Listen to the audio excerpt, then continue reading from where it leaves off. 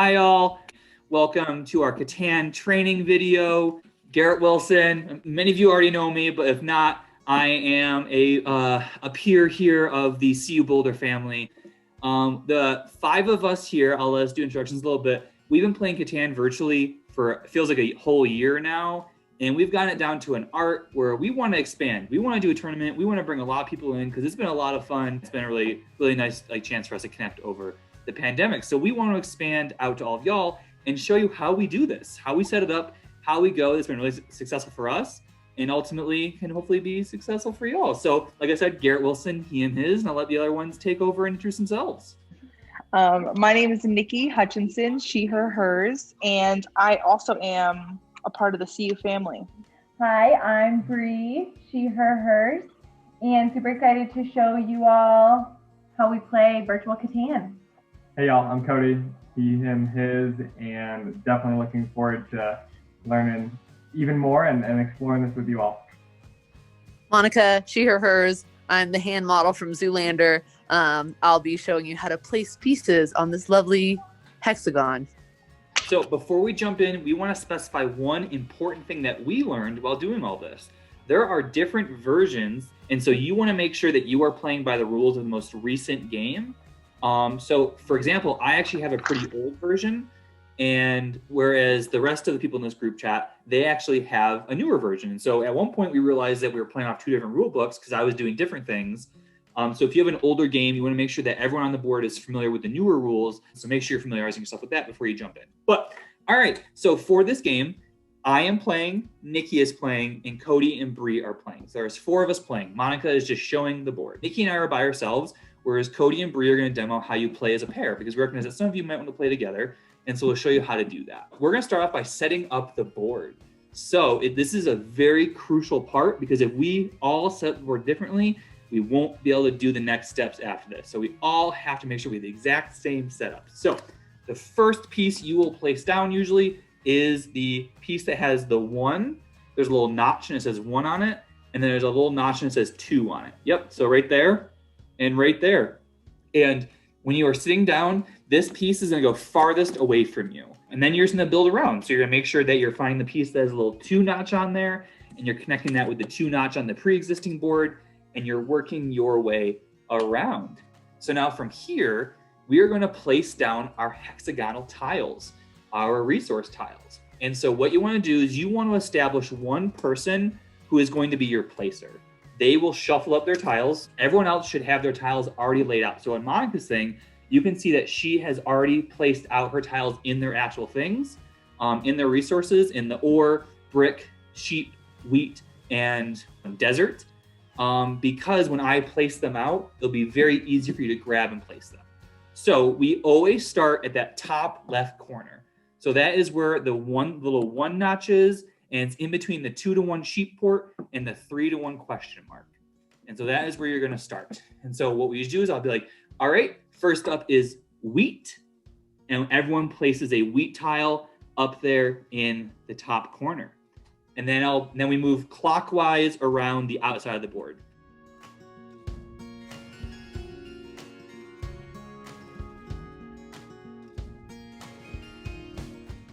And usually during this part, we'll be making little comments like, oh, ores clumping together. We just get very vocal about what's happening to the board.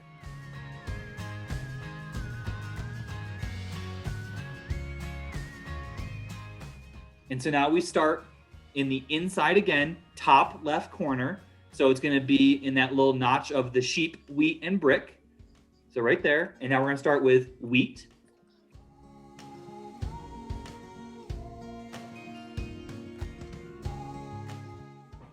And be careful, sometimes sheep and wheat can be easily confused for each other. So you want to make sure you're clarifying and verifying. It's okay to ask questions. There's 1,000 times where we stop the game and go, wait, what'd you say?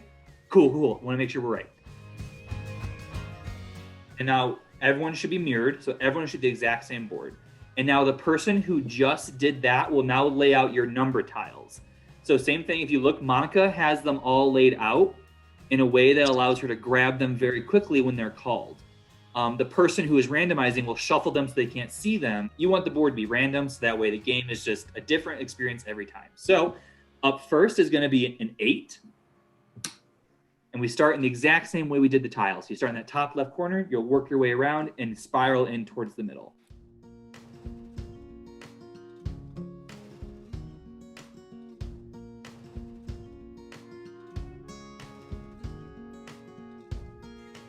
And that should finish the outside round. And now you just kind of same thing as before, you work your way in. On that wheat tile up there, we have a 10. Now you skip over the desert and work down to the wood. Make sure you put your robber on the desert. So robber always starts in the desert. And you want to have everything out. I usually have my groups of settlements and roads and cities up in a spot where I can grab from them. I have my cards on a different side of the board, whatever works for you, but you want to have an organization system that really allows you to play the game fast and grab things that you need when you need them. So at this point, you want to decide who is what color. So in our games, I am usually red, Nikki is usually orange, Bree is usually white, Cody and Monica usually alternate between blue or green. You want to establish who is what color, because that'll be really important. So when you're mirroring each other, I'm not placing like orange for Nikki and Bree, and I get halfway through and realize I've made terrible mistakes and I can't figure out who's who. So you do want to make sure that your pieces are all nice and organized out. So from here, now we roll and we establish who goes first. And we always pick one die. Each of us rolls one die. So I rolled a 4. Let's see what Nikki's got. Nikki rolled a 5. 5 and a 1. So at this point, it's down to Nikki or I. So we know that Bree is going to go first, and we know that Cody's going to go last. Yeah, pick you two. Come on. 2. So the order is Bree, Nikki, me, Cody.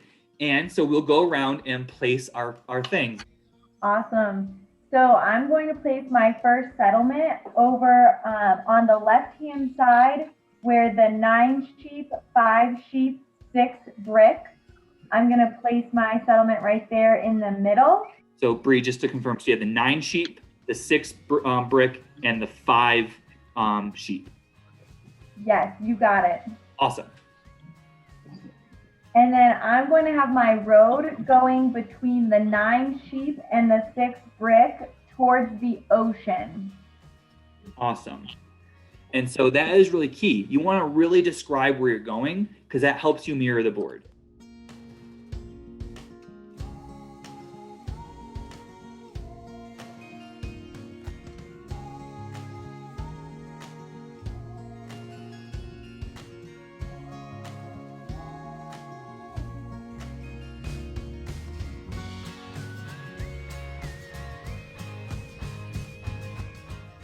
All right, so welcome back. We have the board all set up. You're ready to play. So you should have your starting cards, which were your first 3 or 2, whatever, how many places you start with your first settlement.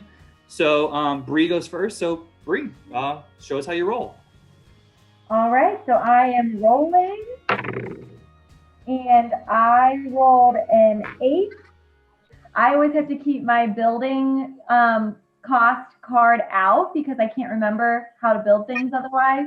I can't do anything, but I would like to trade. Does anyone have any wood that they'd be willing to trade?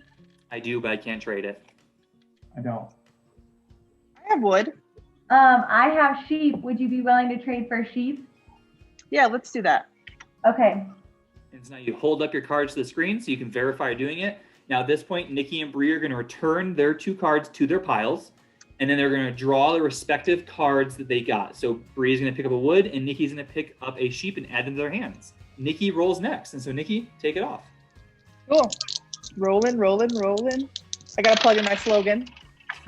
Cool. Roll the 7, which means we're going to take the robber off of the desert. And obviously through virtual, we're not able to see everybody's cards in front of us. So it's really helpful when everyone shows how many cards that they have. This will also help when we're choosing which card to pick. So Garrett, I'm going to put it on the 8 wood, and then... So you're blocked. So the 8 wood, the bottom, so you're blocking both me and Cody too? I am, yeah. Awesome. Which one would you like to take? I'm going to take the middle card. This one? Yeah, so now at this point, everyone should be closing their eyes so that no one can see what I'm snagging from Garrett. So I hold my card to the screen. Awesome. And then I'm going to grab that card from my pile. I take my card and I put it back in the pile because I lost it because Nikki stole it. And so that is and that is how you kind of run the robber. And you move on from there. And so I think we're going to move into how we do development cards. You want to establish one person who has the master deck, the one who is going to be doing the drawing and the showing. And so that person's going to have a shuffled deck. Everyone else can kind of have their cards face up in front of them, separated out. So we usually separate out the cards that allow you to do things like Monopoly or Plenty road building. We have those separated out. Then we have the knights separated out. And then we have the victory points separated out. Let's say Cody on his turn is like, I'm going to buy a development card. At this point, what happened is I would draw a card from my master deck. Nikki and Bree would close their eyes. I would also close my eyes. This is where it gets tricky. And then I hold it up to the screen where I can't see it rolling Cody. And Cody instructs me if you can see it or not. Got it, Gare. Yep, I got it. Awesome. And so I never look at it. Only Cody sees it. I am then going to discard the card into a other deck that I never look at. Cody is going to grab the card that he needs. One other way to potentially work around the pair system would be if I had a piece of paper in front of me and Bree had a piece of paper in front of her, I could potentially take a note of what I was just pulled, so then she would never have any idea of what I'm holding on my end. On development cards, it is helpful every once in a while to do a check-in. And this is usually on like whoever needs it basis, but at any point someone can say, hey, what do people have in front of them? At that point, usually go around and say what we have. And so I might be like, I have 2 knights and 1 face-down development card that I've not played yet. This is important because when you're usually playing a game with people, you'll be able to see all of that. Because if you're trying to get like largest army, or if you think someone might have a victory point out there, you want to know what people have around you. So at any point, it is fair game to be like, what do people have? What do people have face-down? What development cards do they have used? The other thing is longest road and largest army. So usually what happens is, let's say Bree builds her 6th road and she takes longest road from Nikki. At this point, what will happen is Bree will be like, all right, and now I have longest road. She'll show that she's taking it, and Nikki will put hers back in, indicating that she has not, she no longer has it. And that's kind of how we pass it around. Typically, because I'm so visual, I do have these cards in front of me, and I always put whoever has the longest road, their block on the actual piece.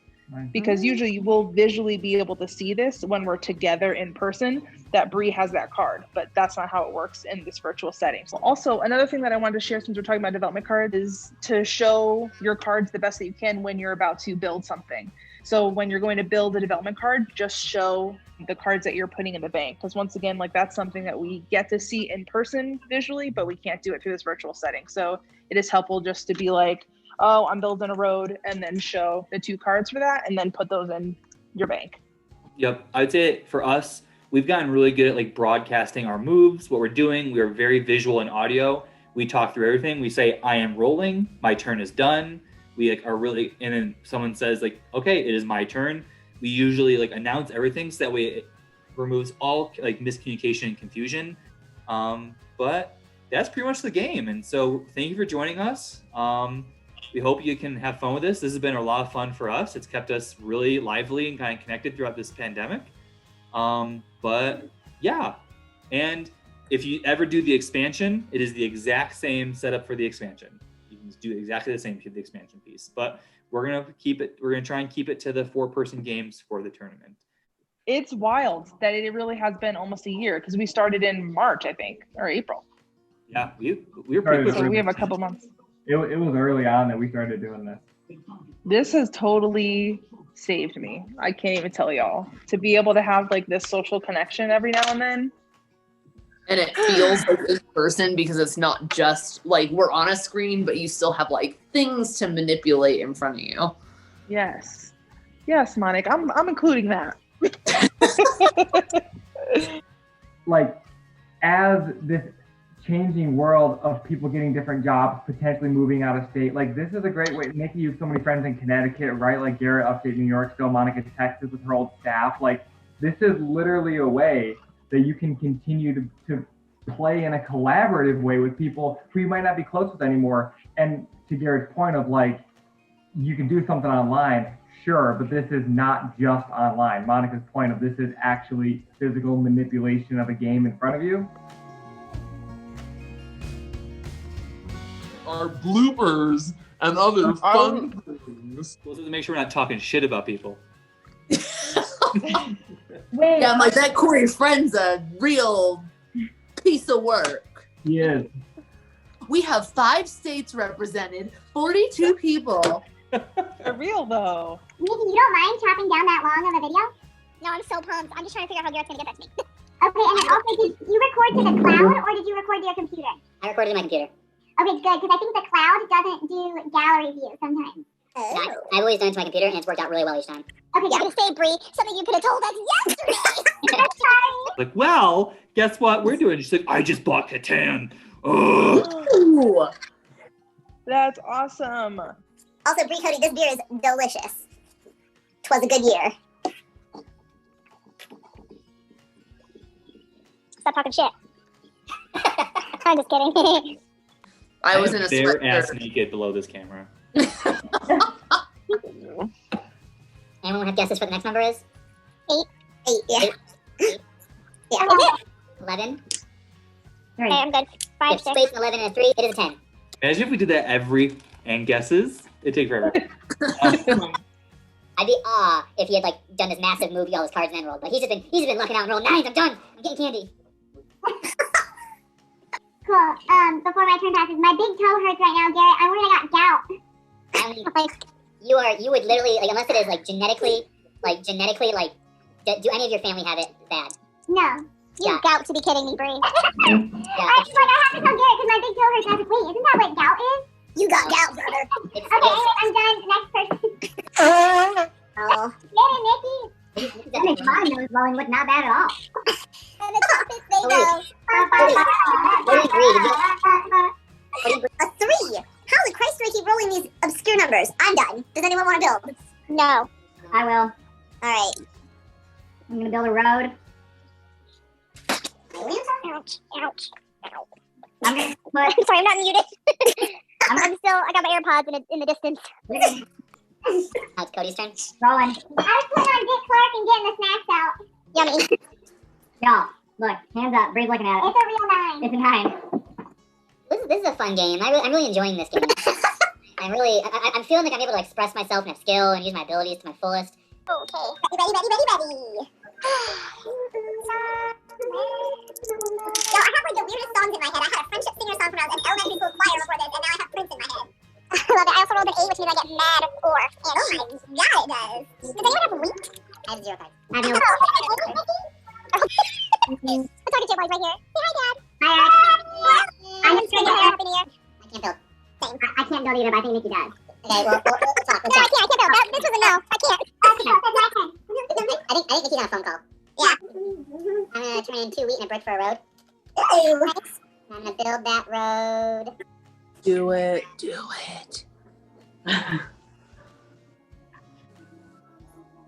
it and pray you can build a settlement. I think Monica might beat me. I'm not sure. I'm gonna build it on that 6 down there. You're good. You're good. And I'm going to put that settlement on that 3 to 1 port down there. Monica, you really told me not to worry. Well, oopsie. Yeah, said that. That's our strategy. That was cruel. Does anyone want to build? No, not anymore, Monica. Yeah, I'm so sorry, Garrett. Well, that's so dirty. She literally that was 1 round ago too. Okay, then. I have some wheat, but I'm actually gonna give it to Monica because she told me not to worry about it. That's I'm right. so Yeah. sorry, Garrett. I'm not realizing what I've done. This is a very strong alcohol drink. Oh, I'm just gonna have fun with it now. I'm just gonna be really loose. So I'm gonna build a road. Where's that road gonna go? Who cares? What really matters anymore? Yo, I might need some help because I breathed really hard on this, and now I think I moved my pieces, and I don't know that I moved them back right. I got you, girl. Don't worry about it. Monica just closes in on Garrett. Sorry, Gary. No, Monica. It'd be one thing if the fact you said no worries. I would've been okay if you had boned silent and said like, and I'm doing there. I'm like, respect. You got me. You kicked the lowest horse farther down. It was like so intentional too. It wasn't even just like it was like you could tell I was apprehensive about it and was like concerned, and you like no, you're fine. You lulled me into a false sense of confidence and then fucked me right over. Well, you can't trust anybody in this, so. Okay, I'm rolling. I rolled an 8. We're back in business, y'all. Yes! Let's go! Y'all, I've never played a more miserable game of Catan for myself. I was gonna say, Gary, you've been in this situation before. Which is shitty. But yay! Happy New Year to me! Yay! Nikita! Gary, I'm so sorry! It's okay. One day we'll be hiking, you'll fall off a cliff. I'm like, don't worry about it, I got you. Now walk away. Should we go for second place? Y'all, do you remember that time when Monica told me I was gonna be alright and then she stabbed me in the back?